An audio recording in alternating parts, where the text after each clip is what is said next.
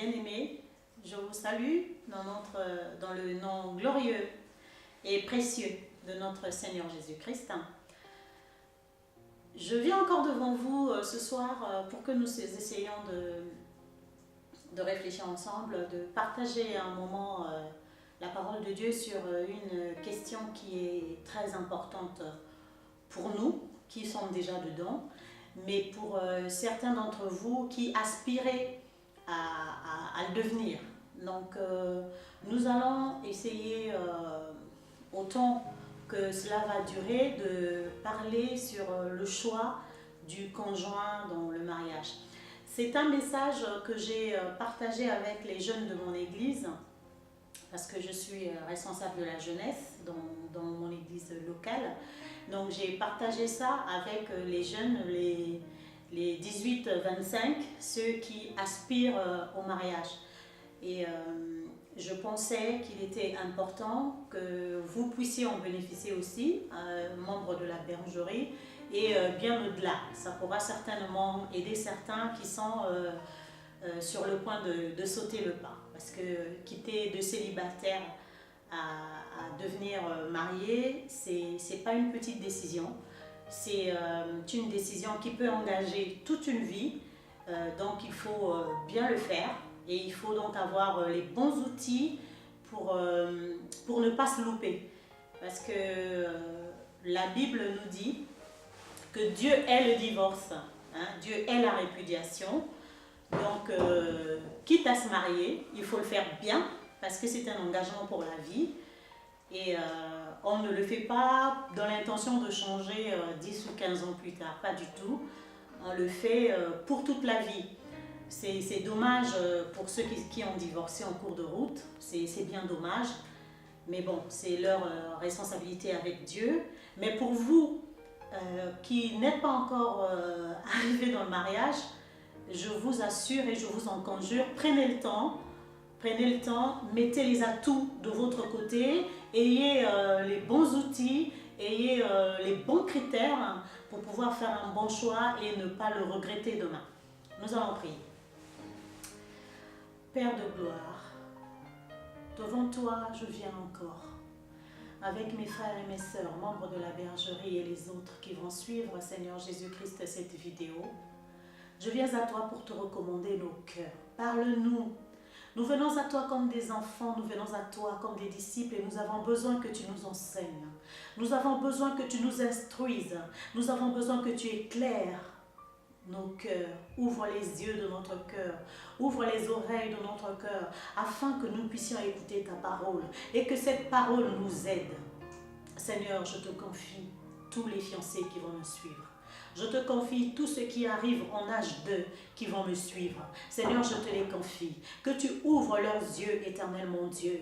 Que tu leur donnes les bons critères de choix. Que tu les accompagnes, éternel mon Dieu, papa, dans cette décision importante qu'ils vont devoir prendre pour leur vie.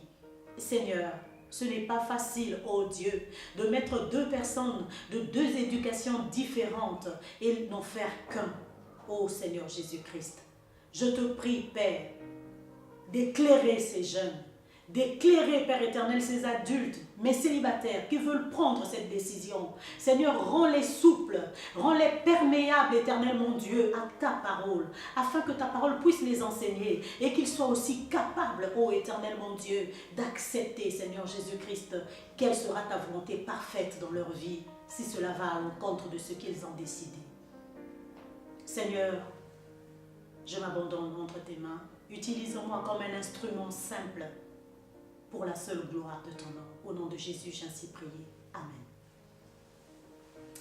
Donc je disais, chers jeunes, par jeunes, je le dis pas seulement jeunes en âge, hein, chers tous célibataires.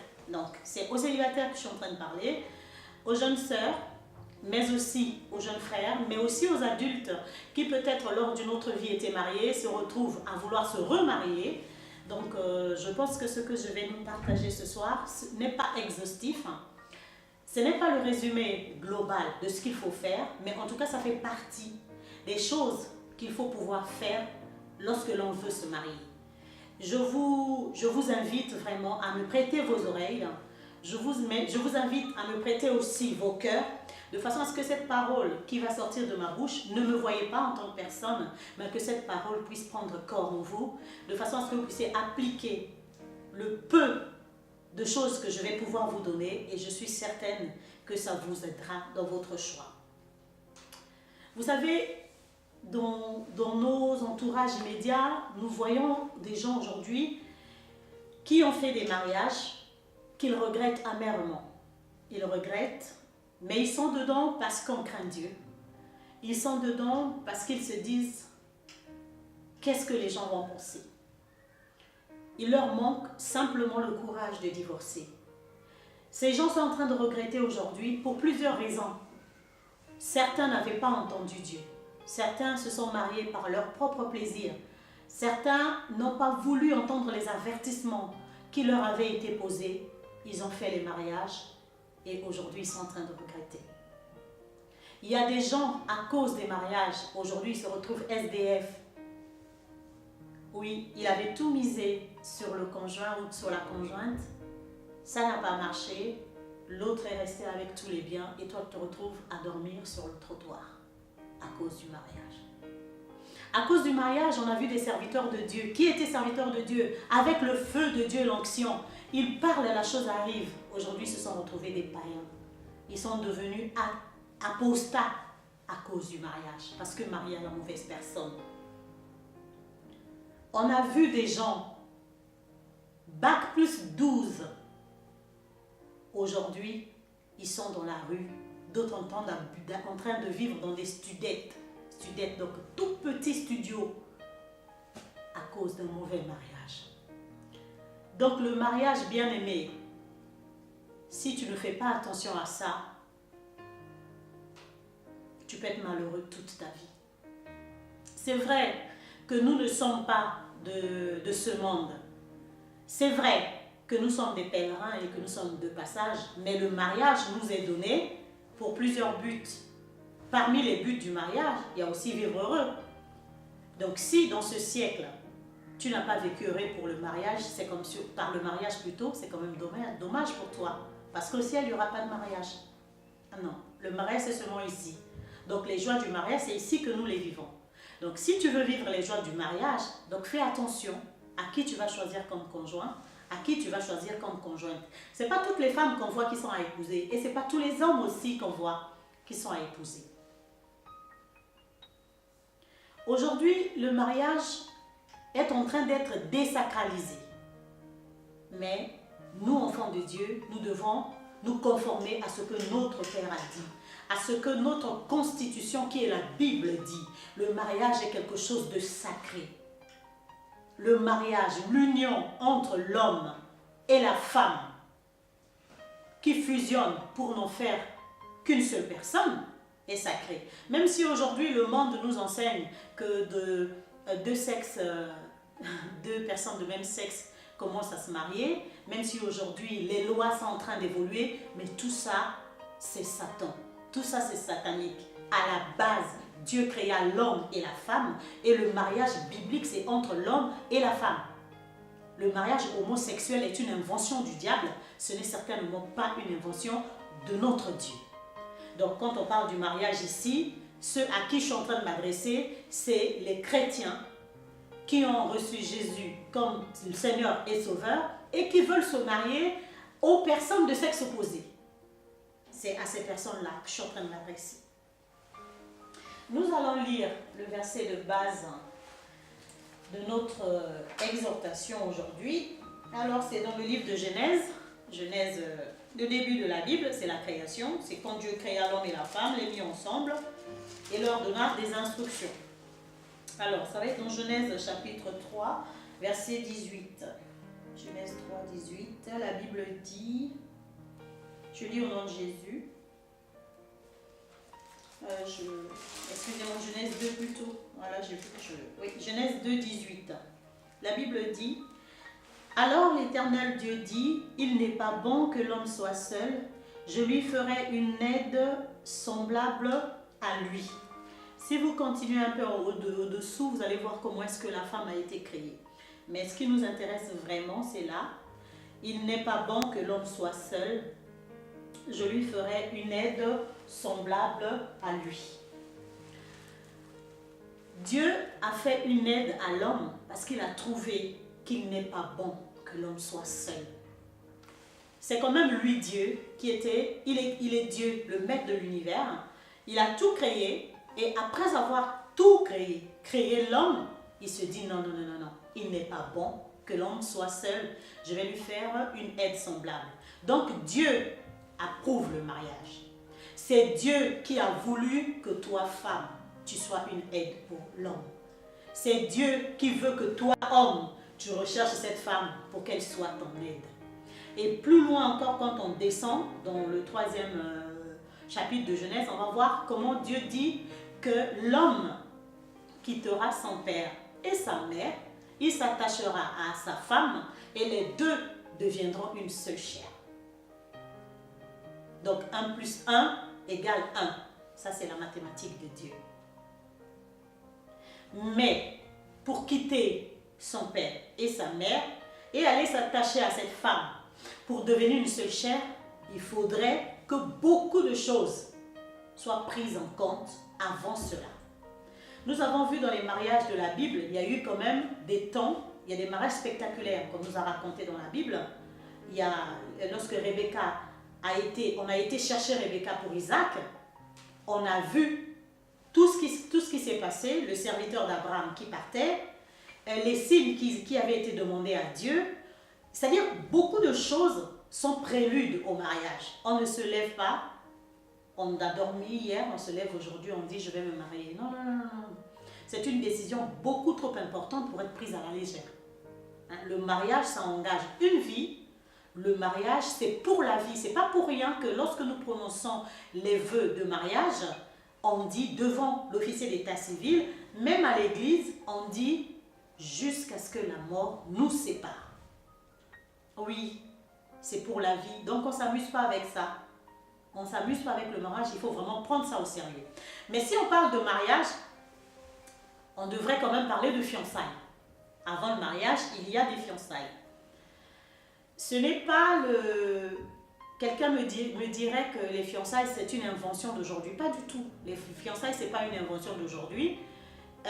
Même dans la Bible, on a vu lorsque les serviteurs d'un seigneur partaient pour chercher une dame, une fille plutôt, à épouser pour le fils de leur maître ou même pour leur propre maître, ils partaient avec des cadeaux.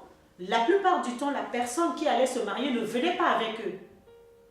Ils allaient, ils accomplissaient tout le rituel coutumier et ce n'est qu'ensuite que cette fille était emmenée au marié ou encore il se passait forcément quelque temps avant que le mariage ne soit consommé. Ça, on l'a vu dans la Bible.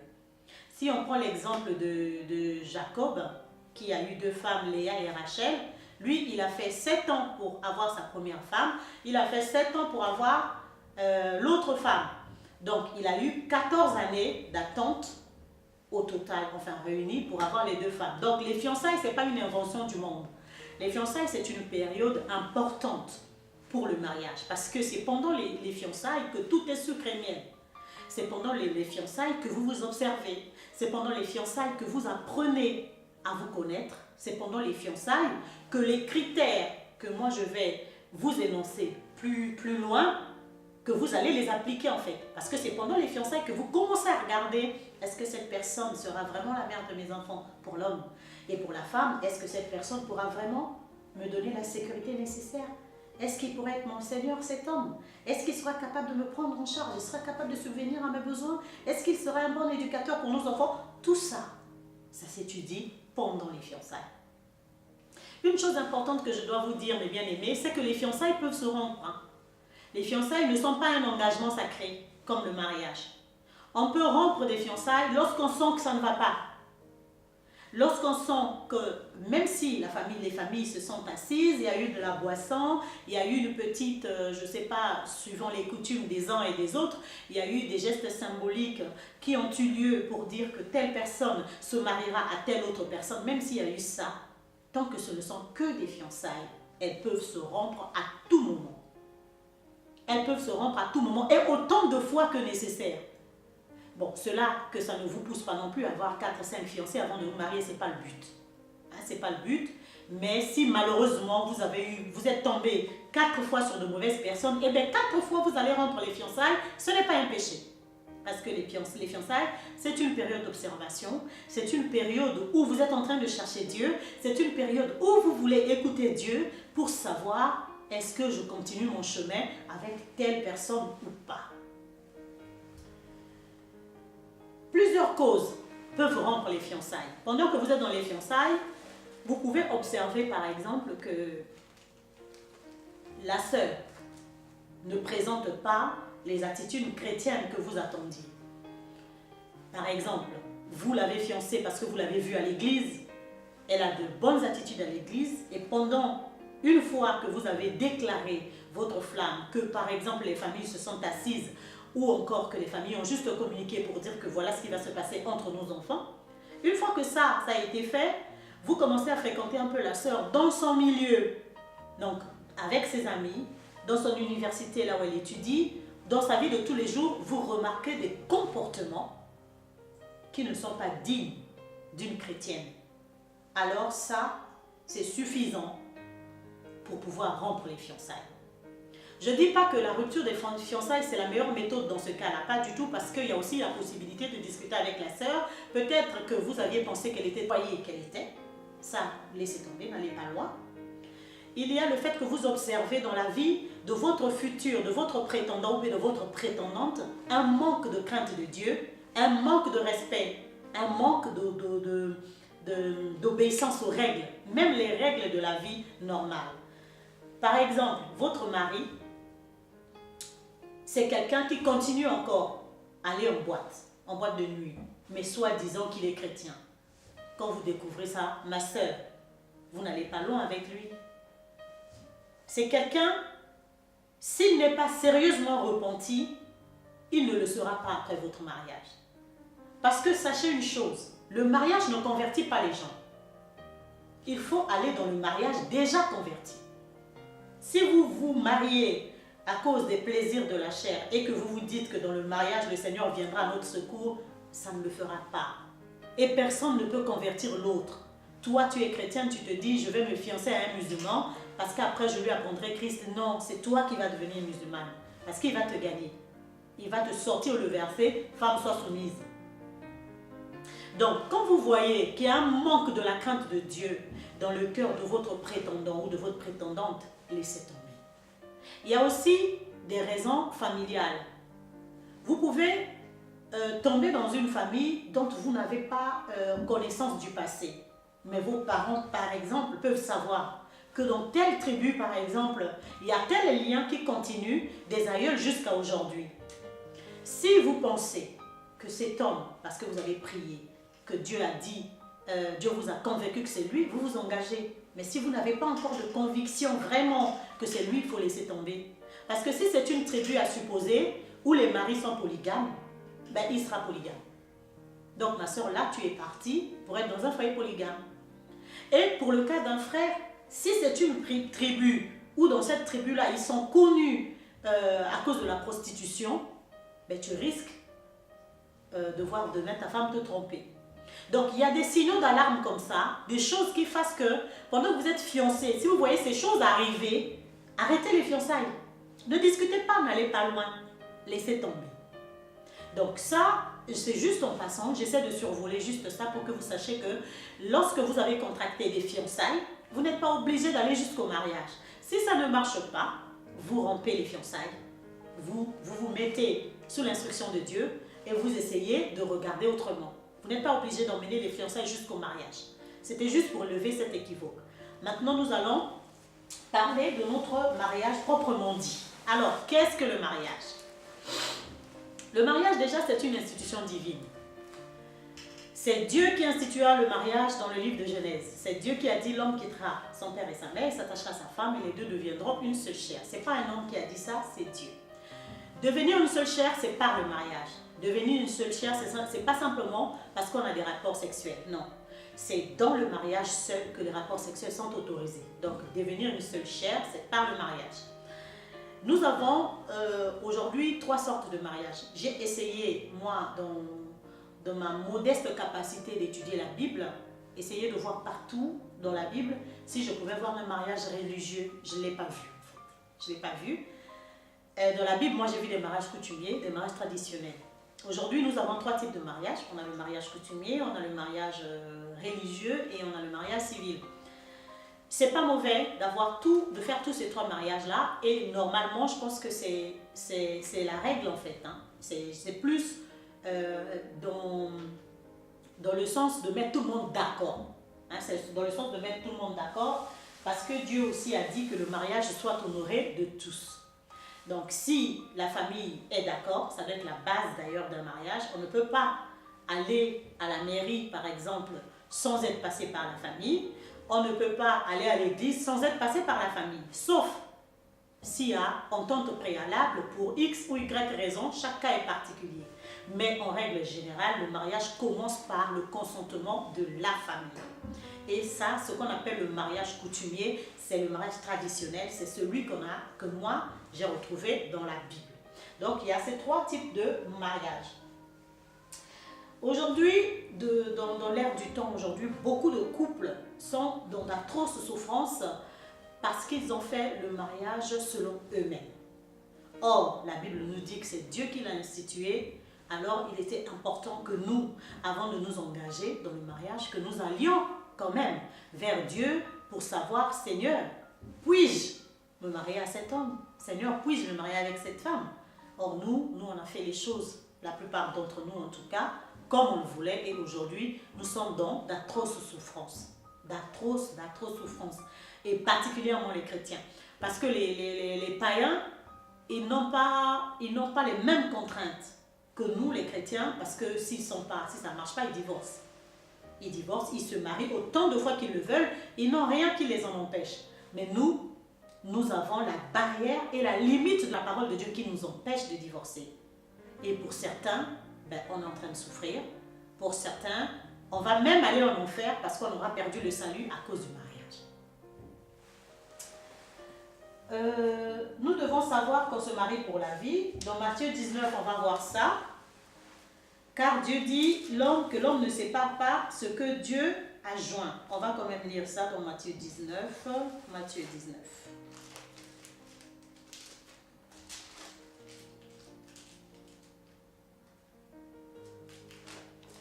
Je vais lire au nom de Jésus. Donc, Matthieu 19.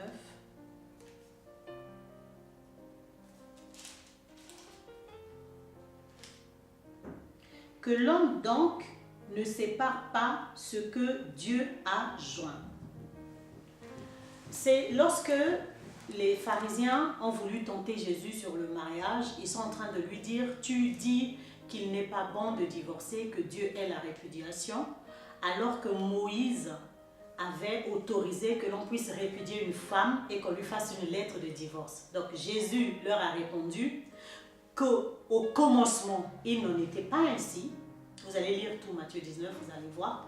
Jésus répond aux pharisiens, il dit au commencement, il n'en était pas ainsi. C'est-à-dire dans le plan de Dieu, il n'y avait pas le divorce. Jésus répond au commencement, il n'en était pas ainsi. Mais si Moïse a autorisé qu'on fasse une lettre de divorce et qu'on puisse répudier sa femme en cas d'adultère, c'est à cause de l'endurcissement ou de la dureté des cœurs des hommes de l'époque. Donc en fait, c'est quelque chose qui est arrivé à cause du fait qu'ils ont tellement pressé Moïse, que Moïse a dit, bon, dans ce cas, s'il y a infidélité, vous pouvez divorcer, donner une lettre de répudiation à la femme. Mais Jésus insiste ici en disant, au commencement, il n'en était point ainsi. Que donc l'homme ne sépare pas ce que Dieu a joint. Donc retenons bien que le mariage, c'est pour la vie. C'est un engagement à vie. Donc on le prend et on y reste jusqu'à ce que la mort nous sépare. Donc vaut mieux bien le prendre. Vaut mieux mettre toutes les chances de son côté, parce qu'il y a des mariages qui durent 40 ans, il y a des mariages qui durent 50 ans, il y a des mariages qui dureront même 60 ans. Donc vaut mieux dès le départ aller dans quelque chose de bien, sinon on va vivre 60 ans de calvaire. On peut perdre la foi en passant, et si Jésus arrive, on peut même aller en enfer à cause du mariage. Donc, alors, j'ai essayé moi de pouvoir nous dire un peu pour quel but Dieu avait créé le mariage. Parce qu'il y a des gens qui disent, surtout aujourd'hui, ceux qui sont en train de faire l'apologie du mariage homosexuel, hein, ils sont en train de vouloir nous démontrer que en fait, le mariage c'est quelque chose de moindre importance. Hein, c'est un peu comme tout en fait, que c'est pas sacré, que c'est un peu ordinaire. Mais pas du tout, le mariage n'est pas ordinaire. Dieu a créé le mariage vraiment pour un but. Et moi j'ai relevé 4 buts pour lesquels Dieu a créé le mariage. Donc le premier but, c'est pour la pérennisation de la race humaine. Donc Dieu a créé le mariage pour la pérennisation de la race humaine. Et ça, on va voir ça dans Genèse chapitre 1, 27 à 28. On est toujours dans le livre de la création. Donc sachez que le mariage est important parce que ça fait partie des premières choses que Dieu a créées dans l'univers. Donc Genèse 1, 27 à 28. 27 à 28, la Bible dit, Dieu créa l'homme à son image, il le créa à son image, il créa l'homme et la femme. Dieu les bénit et Dieu dit, soyez féconds, multipliez, remplissez la terre et l'assujettissez, et dominez sur les poissons de la mer, les oiseaux du ciel, et sur tout animal qui se meut sur la terre.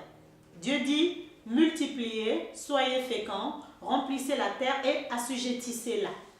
Donc en fait, c'est pour la pérennisation de l'espèce humaine que Dieu a créé le mariage. Aujourd'hui, les gens qui sont en train de désacraliser le mariage en prônant le mariage homosexuel par exemple, on peut leur poser la question, pourquoi dans ce cas, si le mariage n'était pas sacré, pourquoi dans ce cas les homosexuels ne peuvent-ils pas avoir d'enfants? Ça doit nous questionner, nous. Le mariage est sacré. Ce n'est que dans le cadre du fonctionnement que Dieu a prévu que les hommes peuvent venir au monde, que les enfants peuvent naître. Il n'y a que pour une femme et un homme que les enfants peuvent naître. Je vois dans mon esprit déjà quelqu'un qui nous pose la question de la fécondation in vitro. Oui, ce n'est qu'une fécondation in vitro, mais à la base, il y a bien un spermatozoïde et une ovule qui vont être fécondés pour donner un bébé. Et spermatozoïde, ça vient de l'homme, ovule, ça vient de la femme. Donc Dieu a créé le mariage pour que l'espèce humaine soit pérennisée, pour coloniser la terre, pour l'assujettir et pour la contrôler. Ça, c'est un des buts pour lesquels il a créé le mariage. Après, il a dit qu'il fait une aide semblable à l'homme. Quand il crée Ève, il dit, il n'est pas bon que l'homme soit seul. On a lu ça tout à l'heure dans Genèse 2. Il n'est pas bon que l'homme soit seul, je vais lui faire une aide semblable. Pourquoi l'homme avait besoin d'aide? L'homme avait besoin d'aide parce que la charge et la responsabilité que lui donnait l'homme était grande. Donc, assujettir la terre, la dominer, la contrôler, c'était un grand travail et l'homme avait besoin d'aide pour ça. Après, Dieu a créé le mariage encore pour rendre un homme heureux, pour rendre l'homme heureux, en fait donner du bonheur à l'homme. Et ça, on voit ça dans Proverbe 18, 22, parce que Dieu dit dans Proverbe 18, 22, alors on va lire Proverbe 18, 22. Proverbe 18, 22. Celui qui trouve une femme trouve le bonheur, c'est une grâce qu'il obtient de l'Éternel. Donc, la femme, elle permet à l'homme de trouver le bonheur. Mais elle trouve du bonheur elle-même aussi lorsqu'elle est avec cet homme. Donc Dieu a créé aussi le mariage pour que l'homme soit heureux. Et enfin, nous voyons dans Éphésiens 5, 32 que le mariage tel que Dieu l'a créé, ce n'est qu'une préfiguration des choses à venir. L'homme et la femme d'aujourd'hui représentent demain Christ et l'Église. Christ étant le mari et l'Église étant l'épouse. Ça, on va lire ça dans Éphésiens 5, 32. Je repars dans Éphésiens 5, 32. Je vais lire. Ce mystère est grand. je dis cela par rapport à Christ et à l'Église. Voilà. C'est un grand mystère que le mariage. Donc le mariage tel que Dieu l'a créé, le mariage tel qu'il doit se passer entre l'homme et la femme, c'est une préfiguration des choses à venir. Parce que nous, en tant que chrétiens, nous sommes l'Église, l'épouse de Christ. C'est Christ qui est notre mari. Donc le mariage entre l'homme et la femme, ce n'est qu'une préfiguration des choses qui vont venir. Alors, pour ce que je disais que j'allais essayer de vous étayer, vous donner un peu les outils pour que vous puissiez choisir. Aujourd'hui, je vais quand même, avant de vous donner les outils, vous dire quels sont les interdits. Il y a beaucoup d'interdits dans les outils que je vais vous donner pour choisir le conjoint. Il y a des choses à ne pas faire. Vraiment, il y a des interdits. Donc aujourd'hui, nous allons voir les interdits. Et puis prochainement, si Dieu fait grâce, on va continuer. Donc dans les interdits, il est interdit de se marier avec un païen ou une païenne. Je répète que tout à l'heure, je vous ai dit que je m'adressais aux chrétiens, donc aux personnes qui ont reçu Jésus comme leur Seigneur et leur Sauveur personnel et qui s'attendent à un mariage avec le sexe opposé. Je ne parlais pas aux autres. Donc pour ces personnes-là, la Bible dit il est interdit d'épouser un païen ou une païenne. Donc quelqu'un qui ne partage pas ta foi, mon frère, ma soeur, toi qui veux te préparer un mariage, c'est interdit. Tu ne l'épouses pas, tu ne la cherches pas. Alors ça, on va lire ça dans Deutéronome 7.3. Deutéronome 7.3.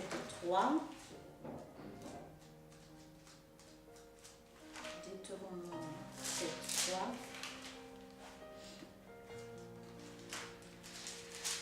Je lis au nom du Seigneur, Deutéronome chapitre 7, verset 3. La Bible dit « Tu ne contracteras point de mariage avec ces peuples, tu ne donneras point tes filles à leurs fils et tu ne prendras pas leurs fils pour tes fils. » Ici, Dieu, il est en train de donner ses préceptes au peuple d'Israël.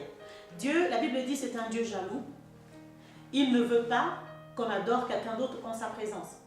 Quand il donne les 10 commandements dans Exode, Dieu, il dit, quand il donne ses commandements à Moïse, tu n'auras pas un autre Dieu en dehors de moi.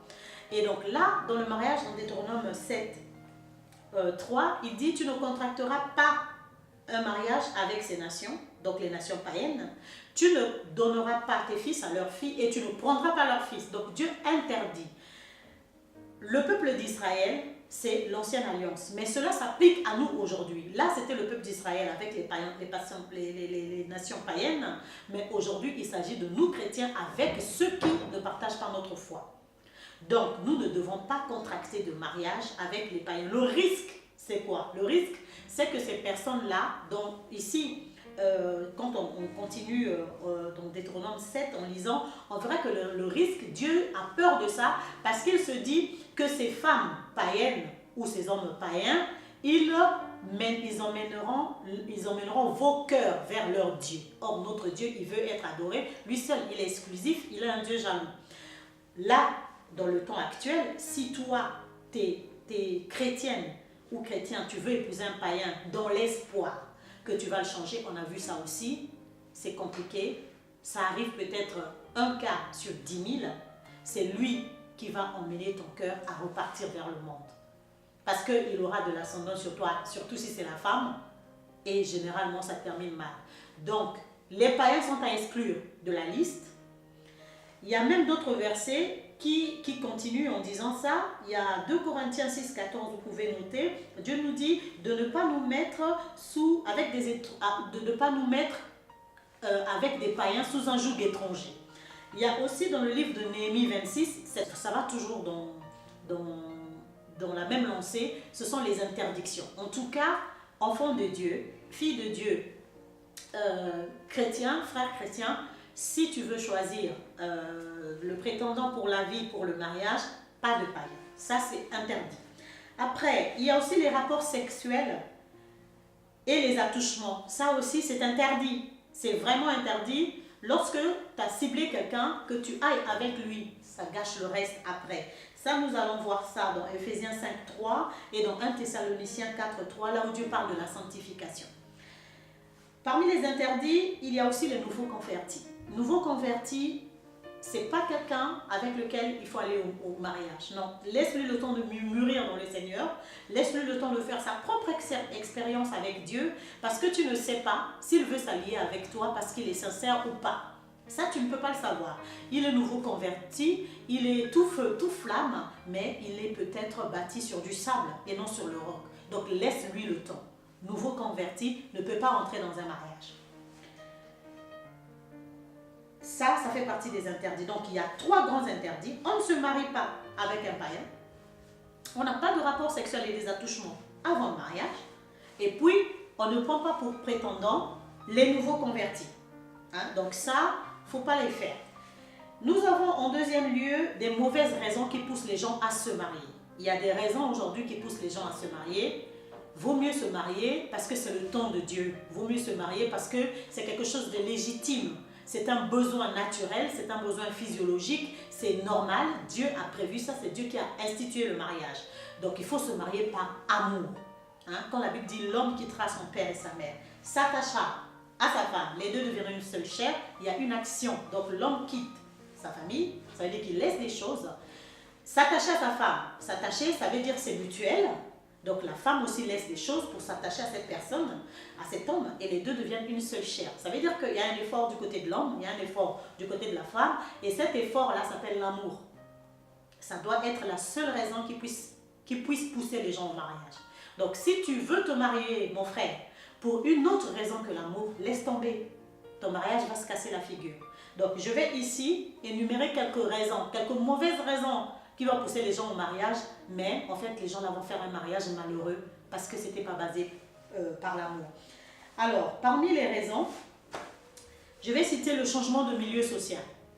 Il y a des gens aujourd'hui qui se marient parce qu'ils veulent changer de milieu social. Ils se disent, moi je suis né dans un milieu pauvre, ben, je vais épouser ce garçon parce que lui, il a le blé. Et je vais changer de milieu, je vais changer de quartier. J'étais dans un quartier bizarre. Ben, demain, je vais aller m'installer au centre-ville parce que je me marie au fils d'eux. C'est une mauvaise raison pour se marier. Guérir des blessures internes. Il y a des femmes qui étaient mal aimées dans leur jeunesse, qui ont grandi avec beaucoup de blessures. Alors, ces femmes-là, ou bien ces hommes aussi, peuvent se retrouver en face de quelqu'un qui comprend très bien ce que tu vis. Cette personne, elle a le don, elle a l'art de te faire oublier tes problèmes. Elle a l'art de mettre des mots sur des choses que toi, des mots M-O-T-S, sur tes mots à toi, M-A-U-X. Alors tu as cette personne-là, elle te comprend tellement bien et tu te sens tellement bien avec cette personne, tu te dis, je peux aller au mariage avec. Mais le risque, c'est quoi? C'est que dans le mariage, une fois que tu seras guéri, cette personne ne servira plus à rien. Donc on ne se marie pas pour guérir des blessures internes. On ne se marie pas non plus pour un désir d'indépendance. Surtout nous ici dans les sociétés occidentales. Il y a des enfants, des jeunes filles qui peuvent se dire, ben, mes parents ils continuent à me couver, moi j'ai 18 ans, parce qu'ici il y a la règle des 18 ans. Une fille, un enfant qui a 18 ans pense que le monde lui est ouvert. Un enfant parce qu'il a 18 ans, il pense qu'il peut faire tout ce qu'il veut. Alors il y a des filles aussi qui ont des parents un peu conservateurs, qui n'adhèrent pas à cette logique de 18 ans, qui se disent non, non, non, c'est pas parce que tu as 18 ans que tu partiras de la maison, je veux que tu restes là, tu finis tes études et tout, mais parce que la fille elle a besoin d'indépendance, elle a besoin d'avoir son appartement, elle a besoin de sortir et d'entrer comme elle veut, ben elle a même influencé, elle se dit je vais me marier, comme ça je vais avoir l'indépendance. C'est une très mauvaise raison parce qu'il suffit que tu sois marié à quelqu'un de plus conservateur que tes parents, tu vas te retrouver en prison et le mariage va casser. Après, il y a aussi la pitié ou la compassion. La pitié et la compassion, c'est des sentiments qui peuvent ressembler un peu à l'amour, mais ce n'est pas de l'amour. Il y a des gens qui se sont mariés par pitié. C'est-à-dire, cette personne, c'est une personne que tu étais en train d'aider, parce qu'elle traversait des situations compliquées, tu l'aidais, et puis après, vous avez développé une certaine attirance, et tu te dis, si je la laisse, la personne va être perdue, si je la laisse, est-ce qu'elle va se retrouver? J'ai pas envie de l'abandonner. Et tu fais quoi? Tu te maries par compassion. Mauvaise raison pour se marier. Après, il y a la beauté extérieure aussi. Eh bien, la beauté extérieure, bon, ça, je vais dire ça à la prochaine occasion, si Dieu nous prête vie. Donc, on va s'arrêter là pour aujourd'hui et on continuera sur les quelques raisons de ne pas se marier qui nous restent et puis on développera par la suite. Nous allons prier. Père éternel, Père de gloire, Je recommande, Seigneur Jésus-Christ, mes frères et mes sœurs qui veulent se marier entre tes mains. Ouvre les yeux de leur esprit, Seigneur Jésus. Montre-leur le conjoint de leur destinée. Aide-les, Seigneur Jésus-Christ, à choisir selon tes critères à toi et non selon les critères que le monde leur met en face. Seigneur, oh Dieu, c'est dans ton amour éternel, mon Dieu, Papa, que tu as manifesté pour l'Église, que tu es venu mourir à Golgotha. C'est dans ton amour éternel, mon Dieu, que tu nous as permis d'avoir des conjoints, afin que nous puissions, Seigneur Jésus-Christ, préfigurer de ton avènement sur la terre. Aide ces jeunes, ô Seigneur Jésus, à cause de cet amour, à avoir des conjoints de la destinée, à vivre des mariages heureux et à remplir, Seigneur Jésus-Christ, pleinement ton but pour le mariage. Au nom puissant de Jésus, j'ai ainsi prié. Amen.